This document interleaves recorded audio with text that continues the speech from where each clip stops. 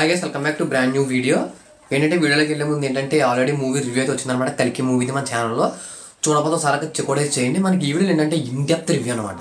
అంటే స్టోరీ ఏ విధంగా ఉంది, అసలు స్టోరీ మొత్తం కూడా నేను మీకు ఎక్స్ప్లెయిన్ చేసే ప్రయత్నం అయితే చేస్తానమాట.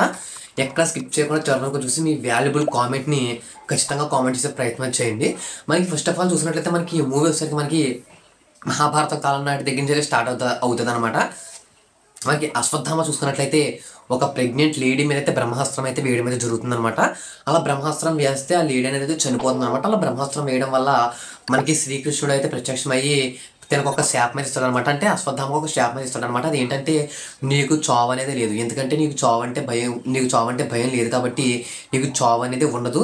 అదేవిధంగా నీ అనువు కాలుతూ ఉంటుంది, నీకు ఆకలి ఉండదు, నీతో ఎవరు కూడా మాట్లాడరు అని చెప్పేసి, నీతో ఎవరు కూడా కలవరు అని చెప్పేసి ఒక శపించడం అనేది జరుగుతుంది అనమాట. మరి దీనికి ఏంటంటే దీనికి ప్రాయశ్చిత్తం ఏంటి అని చెప్పేసి మన అశ్వత్థామ అడిగినప్పుడు శ్రీకృష్ణుడు వచ్చేసరికి మనకి ఏమంటాడంటే, నేను మళ్ళీ పుడతాను, మళ్ళీ పుట్టినప్పుడు నన్ను నువ్వు కాపాడతావు, అలా కాపాడిన తర్వాత నీకు ప్రాయశ్చిత్తం జరుగుతుందని చెప్పేసి అయితే అంటాడు అనమాట.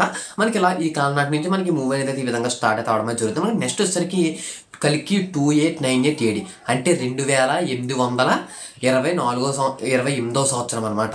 అంటే ఇది మనం చూసినట్లయితే 2024 అంటే పాస్ట్ అనమాట. అప్పుడు చూసినట్లయితే మనకి మళ్ళీ ఖచ్చితంగా మూడో ప్రపంచ యుద్ధం అనేది అయితే స్టార్ట్ అయితే అయిపోద్ది అనమాట.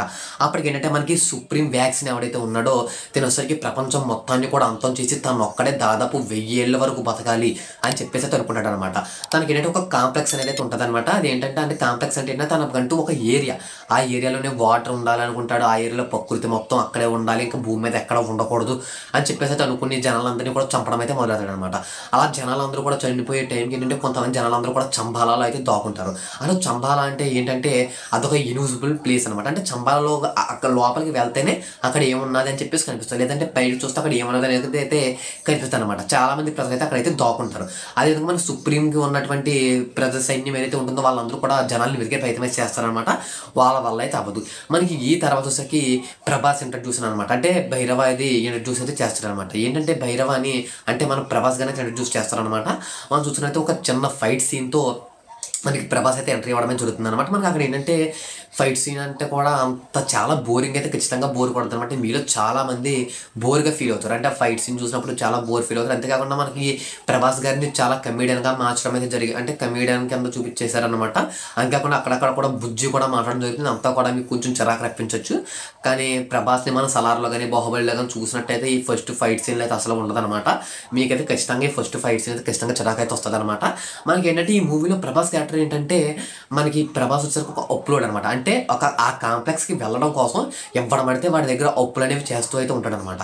మనకి ఏంటంటే ఆ సిచ్యువేషన్స్లోనే మనకి హీరోయిన్ అయితే మన ప్రభాస్ని కాంప్లెక్స్కి అయితే తీసుకెళ్ళడం జరుగుతుంది. అలా కాంప్లెక్స్కి తీసుకెళ్ళడంతో అక్కడ ఉన్నటువంటి ముందు కానీ ఆల్కహాలు, తిండి, ఇవన్నీ ఎంజాయ్మెంట్ అంతా చూసి ప్రభాస్ ఏంటంటే ఇక్కడ వెళ్తే మళ్ళీ కాంప్లెక్స్కే వెళ్ళాలరా బాబు అని చెప్పేసి అయితే అనుకుంటాడు అనమాట.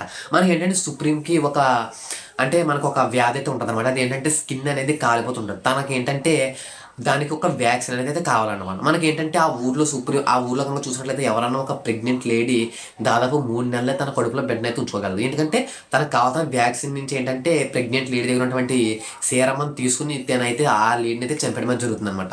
కానీ ఏంటంటే ఈ యొక్క దీపికా పట్టుకునే కడుపులో దాదాపు అక్కడ ఎవరి కడుపులో 3 నెలలే బిడ్డ పెరుగుతుంది. కానీ దీపికా పట్టుకునే కడుపులో మాత్రం దాదాపు 5 నెలల వరకు పెరుగుతుంది అనమాట. అప్పుడు వీళ్ళందరూ కూడా క్లియర్గా అనుకుంటారు, అంటే ఈ దగ్గర ఉన్నటువంటి సీరమే ఖచ్చితంగా వర్క్ అవుద్ది అని చెప్పేసి అనుకుంటారు అనమాట. కానీ దీపికా పట్టుకునే మాత్రం దాకోవడం జరుగుతుంది. ఎందుకంటే నాకు ఎవరు లేరు, నన్ను కాపాడు అని చెప్పేసి అలా ఫ్రెండ్ అయితే అడగడం జరుగుతుంది అనమాట. అప్పుడు ఏంటంటే మనకి భైరవ్ వచ్చేసరికి అప్పుడు ఏంటంటే నేను ఇప్పుడు కల్కిలా మారే సమయం వచ్చింది అని చెప్పేసి బయలుదేరతాడు అనమాట. అలా బయలుదేరే టైంలోనే ఏంటంటే మనకి సుప్రీం వచ్చేసరికి ఏమంటాడంటే, మనకి ఏంటంటే నువ్వు దీపికా పట్టుకోని నువ్వు తనని ఇక్కడికి కనుక తీసుకొస్తే నీకు దాదాపు కొన్ని డాలర్స్ ఇస్తాను, ఆ డాలర్స్తో నువ్వు ఇంకా కాంప్లెక్స్లో ఉండిపోవచ్చు అని చెప్పేసి అయితే అంటాడు అనమాట. అక్కడ ఏంటంటే వాళ్ళందరినీ అంటే ప్రెగ్నెంట్ లేడీస్ని కంటే చంపేది అదంతా కూడా చాలా ఎమోషన్గా అయితే ఉంటుంది అనమాట. అసలు మనం అయితే చూడలేము, అంత కళ్ళలో నీళ్ళు కూడా తిరుగుతాయి అనమాట. ఇదంతా కూడా చాలా బాగా తీసాడనేది చెప్పుకోవచ్చు. మనకి ఏంటంటే భైరవ వచ్చేసరికి కల్కిగా మారడానికి ఎదురు పడతాడనమాట. అప్పుడు ఏంటంటే మనకి నీకు కొన్ని డాలర్స్ ఇస్తాను, నువ్వు ఖచ్చితంగా ఇంకా కాంప్లెక్స్లోనే ఉండిపోవచ్చు అనేటువంటి అవకాశం అయితే మనకి భైరవగా ఇస్తారనమాట. అక్కడి నుంచి నెక్స్ట్ ఏంటంటే ఇంకా చెప్దాము అంటే అలా చెప్పకూడదు, ఎందుకంటే మీరు కూడా ఎగ్జైట్ అయితే ఉన్నదనమాట మూవీలోకి వెళ్తానికి. కాకపోతే ఇంటర్ ఇంటర్వెల్ ఫైట్ నుంచి ఇంటర్వెల్లో మీరు ఇచ్చినటువంటి ఫైట్స్ కానీ ఇవన్నీ ఉంటాయి అనమాట. అంతేకాకుండా ఏంటంటే మనకి ఫైట్ సీక్వెల్లో మీరు అప్పటి వరకు కూడా భైరవ చేసిన ఫైట్స్ ఒక ఎత్తు అయితే మాత్రం ఇప్పుడు చేసినటువంటి ఫైట్స్ అన్ని కూడా ఇంకొక ఎత్తు అనేది చెప్పుకోవచ్చు. ఎందుకంటే చాలా అంటే చాలా బాగుందనమాట. ఫస్ట్ పార్ట్ మొత్తం అంటే ఫస్ట్ హాఫ్ మొత్తం కూడా కొద్ది అటు ఇటుగా అయితే వెళ్తుందనమాట. సెకండ్ పార్ట్ మొత్తం కూడా ఒక హైప్ పెంచి మూవీ మీద ఒక ఇది పెంచి మనకి ఏంటంటే కళ్ళల్లో కూడా నీళ్ళు తిరుగుతాయి అనమాట. అంతేవిధంగా లాస్ట్లో మనకి దీంట్లో వచ్చేసరికి మనకి ఆర్జీవి గారు ఉన్నారు, అదేవిధంగా రాజమౌళి ఉన్నాడు, ఇంకా చాలా యాక్టర్స్ అయితే ఉన్నారనమాట. చాలామంది విజయ్ దేవరకొండ ఉన్నాడా అని చెప్పేసి అడుగుతున్నారు. అదైతే నేను చెప్పను, ఎందుకంటే దాని ఎక్సైట్మెంట్ అయితే మీకు పోతుంది అనమాట. మీరు వెళ్ళి ఖచ్చితంగా థియేటర్కి వెళ్ళి చూడండి, అప్పుడే మీకు క్లియర్గా అర్థమయ్యి మీకైతే బాగుంటుంది అనమాట. మీకు సినిమా చూసినట్టు ఉంటుంది. ఇప్పుడు మొత్తం నేను చెప్పేసాను అనుకోండి, మీకు ఎలాంటి ఇంట్రెస్ట్ ఉండదు. అక్కడికి వెళ్ళి కూర్చున్న తర్వాత నెక్స్ట్ ఇది జరుగుతుందని చెప్పాడు కదా, నెక్స్ట్ ఇది జరుగుతుందని చెప్పారు కదా, నా ఆలోచనలు అయితే వస్తాయన్నమాట.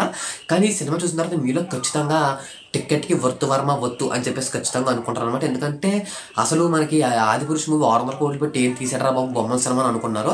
అదే 600 కోట్లు పెట్టి ఇక్కడ దాదాపు ఒక కొత్త ప్రపంచాన్ని క్రియేట్ చేసాడు మన నాగేశ్వర అని చెప్పుకోవచ్చు అనమాట. మీరు కూడా ఖచ్చితంగా ఇదే అనుకుంటారు. మూవీ అయితే మంచి టాక్ రావడం జరిగింది. సక్సెస్ఫుల్గా మూవీ అనేది అయితే రన్ అవ్వాలని చెప్పి మనస్ఫూర్తిగా కోరుకుంటున్నాను. ప్రభాస్ ఫ్యాన్స్ అందరూ కూడా కింద వీడికి ఒక లైక్ చేసి కింద ఇదొకటి మీకు నచ్చినది అంటే మీకు స్టోరీ పైన కానీ మీరు ఒకవేళ ఎవరైనా మూవీ చూస్తుంటే మూవీ ఏ విధంగా ఉందో అనేది అయితే కామెంట్ చేసి చెప్పండి. ఇలాంటి మోర్ వీడియోస్ కోసం మీకు ఒక లైక్ చేసి ఛానల్ సబ్స్క్రైబ్ చేసుకోండి.